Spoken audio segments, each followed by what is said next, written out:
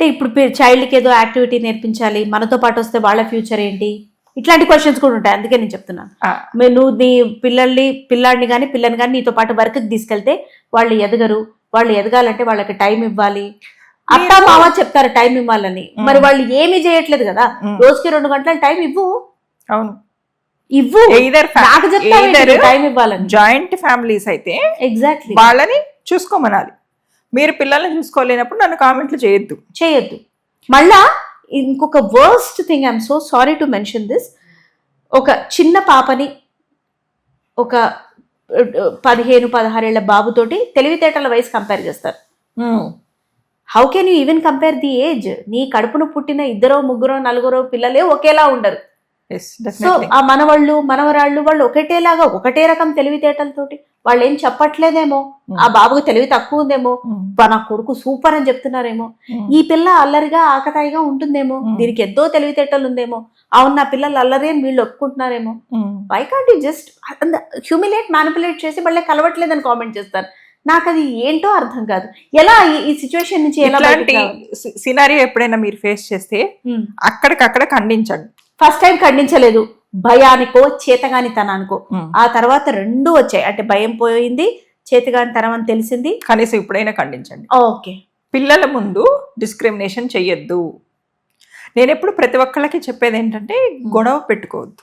మీరు ఎలా గొడవ పెట్టుకోకుండా ఖండించాలి? వినండి, గొడవ పెట్టుకోవద్దు అంటే మీరు ఆర్గ్యుమెంట్ చేస్తున్న ధోరణిలోనో, డిఫెన్స్ చేస్తున్న ధోరణిలోనో, లేకపోతే పోట్లాడుతున్న ధోరణిలోనో మీ ఎక్స్ప్రెషన్స్ ఉండకూడదు. అది ఎవరితోటైనా కానివ్వండి. ఈ సూత్రం మాత్రం కామన్. సరే, ఫర్ ఎగ్జాంపుల్ ఇప్పుడు భార్యాభర్త మధ్య కానివ్వండి, లేతే అత్తమామలు మీకు మధ్యలో కావచ్చు, మీ ఆఫీస్లో ఉద్యోగాల విషయంలో కావచ్చు, లేకపోతే మీ సొసైటీతో విత్ ఇన్ నైబర్సో లేకపోతే అసలు ఎవరో తెలియని వాళ్ళతో కావచ్చు. మీ ఎనర్జీస్ని మీరు ఈ ఆర్గ్యుమెంట్స్ రూపంలో, డిఫెన్స్ రూపంలో, అరిచి గొడవ చేయడం రూపంలో ఎనర్జీస్ని లూజ్ చేసుకోవద్దు. మీ గొంతులో ఆ స్ట్రాంగ్నెస్ ఉండాలి. భయపడుతూనో లేకపోతే ఆ క్లారిటీ లేకుండానో చేయకూడదు. Strong statement. పిల్లల ముందు వాళ్ళని డిస్క్రిమినేట్ చేయొద్దు, నాకు ఇష్టం లేదు, ఇంకోసారి ఇలా జరిగితే ఒప్పుకోను, వెళ్ళిపోండి పిల్లలు తీసుకొని అక్కడి నుంచి. ఎప్పుడూ కూడా మనం అనుకుంటాం కానీ ఎదుటి వాళ్ళు మన సైకాలజీ నోటీస్ చేస్తూ ఉంటారు. సునైనా, మీరు భయపడుతూ ఏదైనా డిక్లేర్ చేస్తే అది డిక్లరేషన్ లాగా ఉండదు, డిఫెన్స్ లా ఉంటుంది. ఓకే, అర్థమైంది కదా. అంటే అగ్రెసివ్గా అరిచినప్పుడు ఏమవుతుందంటే మళ్ళీ అగైన్ నేను న్యూరో సైన్స్ చెప్పాల్సి వస్తుంది. మీలో ఆ అడ్రినలిన్ రష్ అవుతుంది, మీరు వీక్ అవుతారు తర్వాత ఆ టెన్షన్కి వచ్చి. సో మీరు ఎయిదర్ డిఫెన్స్ అవ్వద్దు లేదా అగ్రెసివ్ అవ్వద్దు. Strong and bold statement, single statement అంతే. డిక్లరేషన్ అండ్ లెఫ్ట్ ఎవడైనా కానీ, అది భర్త, ఇంట్లో వాళ్ళ, ఆఫీస్లోనా, మీ వర్క్ ప్లేస్లోనా, ఎవరైనా కానీ మీ ఒపీనియన్ ఎప్పుడు కూడా క్లారిటీతో ఉండాలి. ఇదే సినారియోలో అదే ఒపీనియన్ ఆవిడ ఉండాలి. ఎస్, అడ్జస్ట్ అవుతూ విసుక్కుంటూ రోజు దేవుడా చస్తున్నా దేవుడా అని బతుకుంటే she can firmly say no. Yes. ఇప్పుడు ఈవిడ కేసుకి మళ్ళీ మనం క్వశ్చన్ కేసు కనుక వస్తే, అవును, ఉద్యోగం మానడం అన్నది ఆ ఇద్దరిలో ఎవరి డెసిషన్ అన్నది నాకు తెలియటల్లా, ఎందుకంటే ఆవిడ క్లారిటీతో చెప్పలేదు కాబట్టి. ఇప్పుడు డిసైడ్ చేసుకోమనండి, తను ఉద్యోగం చేయాలనుకుంటుందా వద్దనుకుంటుందా. చెయ్యాలి అనుకుంటే పిల్లల్ని ఏం చేయాలన్న ఆలోచన ఇద్దరు కూర్చొని మాట్లాడుకోవాలి. ఎందుకంటే పిల్లలు ఆవిడ ఒక్కళ్ళ సొంతం కాదు, భార్యాభర్త ఇద్దరు కలిస్తేనే పిల్లలు పుట్టారు. సో భార్యాభర్త ఇద్దరు కలిసి కూర్చొని మాట్లాడుకోవాలి, ఈ పిల్లల్ని ఏం చేయాలి, నేను కూడా ఉద్యోగం చేయాలనుకుంటున్నాను,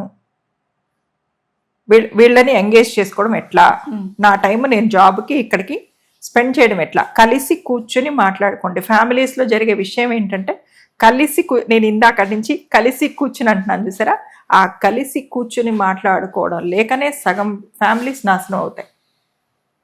ఎజంప్షన్స్, ఇమాజినేషన్స్, ఎక్స్పెక్టేషన్స్, ఇది మన కుటుంబం. అండ్ ఇంకొకటి, చాలా ఫ్యామిలీస్లో ఫైనాన్షియల్ మేనేజ్మెంట్ కూడా తెలీదు. రాబడి ఎంత, ఖర్చు ఎంత, నువ్వేం సంపాదిస్తున్నావు, నేనెంత సంపాదిస్తున్నాను, ఇద్దరం కలిసి ఫ్యామిలీకి ఎంత పెట్టాల్సి వస్తుంది, ఎంత సేవింగ్ చేసుకోవాల్సి వస్తుంది, ఇది అసలు ఎప్పుడూ ప్లాన్ చేసుకోరు. అరుచుకోవడం, గొడవ చేసుకోవడం, కార్డులు. తర్వాత ఈ రోజుల్లో చాలా ఎక్కువగా ఎట్లా అంటే ఒకళ్ళనొకళ్ళు ఇమిటేట్ చేసేసి పులిని చూసి నక్కవాత పెట్టుకోవడం అంటారు కదా. వాడికి ఎవడికో డబ్బులున్నాడు, ఒక ట్రిప్కి వెళ్ళాడనో, వీకెండ్ వస్తే ఇంట్లో భోజనం చేయకుండా హోటల్కి వెళ్ళారనో వీళ్ళు వెళ్ళిపోవడాలు. అతని రాబడి అదే, అతను స్పెండ్ చేయగలుగుతాడు. నీ రాబడి ఎంత? సో ఈ బ్యాలెన్స్ వేసుకోవాలి. లెడ్జరు ఫ్యామిలీ అకౌంట్స్లో కూడా చాలా ఇంపార్టెంట్. వేసుకుని నీ ఒక్కరి సంపాదన మన కుటుంబం అవ్వడానికి కావడం లేదు. సో నేను కూడా తిరిగి జాబ్ చేయాలనుకుంటున్నాను. పిల్లల్ని ఏం చేద్దాం చెప్పండి. ముందు ధైర్యం తెచ్చుకుంటారా. ధైర్యం లేకనే కదా ఏదో మాట్లాడడానికి ధైర్యం. వాళ్ళు అంటూ ఉంటే ఇక్కడ పానిక్ వచ్చేస్తుంది, వాళ్ళు డిస్కషన్ పెడుతూ ఉంటే షివరింగ్ వచ్చేస్తుంది. బావగారితో మాట్లాడాలన్నా, మరిదితో మాట్లాడాలన్నా వాళ్ళు ఏం గొప్ప, మనం ఏం తక్కువ. వచ్చి పిల్లల మీద కూడా కామెంట్ చేస్తాడు. మనం వాళ్ళు పప్పు బదులు కూర తిను అని కూడా అనలేం. చెప్తున్నాను, యాజ్ సింపుల్ యాజ్ దట్.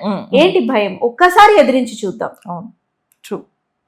లేదు నేను ఇంటిని మేనేజ్ చేయగలుగుతాను, నువ్వు జాబ్ చేయకపోయినా పర్వాలేదు, నువ్వు పిల్లల్ని చూసుకో అనేటట్టయితే రేపు ప్రొద్దున్న నుంచి జరిగిన ప్రతి రూపాయికి నన్ను బ్లేమ్ చేయొద్దు. నేను ట్రాన్స్పరెంట్గా ఖర్చు పెడతా, నీకు తెలియకుండా చేయను. అండ్ ఎంత బడ్జెట్ అవుతుందో అంత బడ్జెట్ నీ చేతిలోంచి తీసివ్వాలి. ట్రూ. అట్లాగని నేను ఒక్కదాన్నే సంపాదించింది సరిపోతుందిలే, నువ్వు చేయక్కర్లేదు, నేనే మేనేజ్ చేస్తాను ఇల్లు అన్నానని ఏమంటావు? ఈ రోజుల్లో అమ్మాయిల్ని కూడా అంటాను నేను, 1000 రూపాయల చీరకు 3000 రూపాయల బ్లౌజులు కుట్టిస్తారు. అవును, ఇంత వర్కులు చేయించి అవసరమా? సంపాదనని బట్టే ఖర్చు.